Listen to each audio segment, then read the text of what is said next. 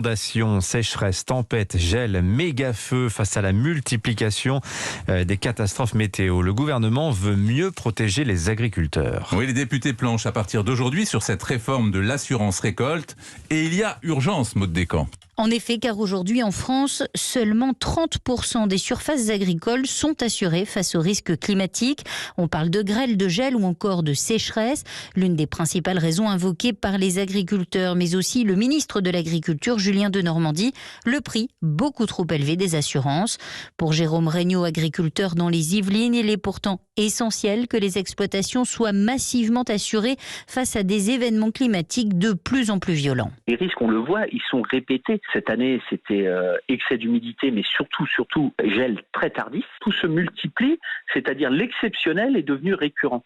Donc, il faut absolument, en effet, avoir l'outil nécessaire à pouvoir couvrir le risque quand on a un métier comme l'agriculture qui est aussi attenant à la météo. Le texte examiné à partir d'aujourd'hui à l'Assemblée organise un système d'assurance universelle en 3 niveaux d'indemnisation.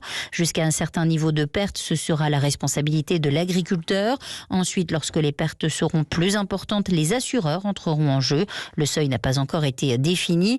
Et enfin, un fonds public indemnisera les sinistres d'ampleur exceptionnelle. Maud Descamps, le texte pourrait rentrer en vigueur le 1er janvier 2023.